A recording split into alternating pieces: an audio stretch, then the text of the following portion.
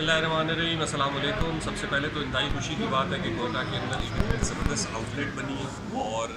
एक आप कह सकते हैं कि state of the art level का ना सिर्फ ये शोरूम है बल्कि इसमें मौजूद प्रोडक्ट्स भी हैं और उनकी कीमत भी इंतहाई मुनासिब है। और अभी यहाँ पे जो बातचीत हो रही थी उससे तो यही लगता है कि बलूचिस्तान के लोग जो हैं वो ना सिर्फ अच्छा फर्नीचर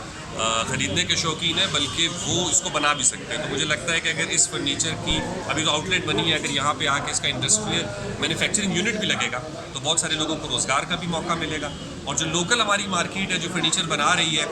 वो भी अपना लेवल आहिस्ता आहिस्ता रोशान्स को देख के अपग्रेड करेगी कि अच्छा अगर इस कीमत के ऊपर एक नया कंपटीटर आ गया है जो मार्केट में इस तरह का माल बेच रहा है तो ऑब्वियसली वो भी अपने माल का लेवल जो है उसको चेंज करते रहेंगे, उनके भी काम में नई जिद्दत आएगी। तो आगे बढ़ने के लिए जिस हिसाब से बलूचिस्तान आगे बढ़ रहा है और हम कह रहे हैं कि जी तरक्की में पाकिस्तान की तरक्की में बलूचिस्तान का एक अहम किरदार है, तो यहाँ पे अगर इन्वेस्टमेंट आनी है, ताजिर बिरादरी आनी है या बाहर से लोगों ने आना है तो जाहिर है कि उनके तर्ज ज़िंदगी के हिसाब से यहाँ पे सब कुछ होना चाहिए। अगर यहाँ पे आप ऑफिस सेट करेंगे तो कॉर्पोरेट की क्या इन्वायरमेंट है, क्या माहौल है, क्या ज़रूरियात है, उसके लिए ज़रूरी है कि यहाँ पर पहले हम इस तरीके के वेंचर्स स्टार्ट कर दें जिससे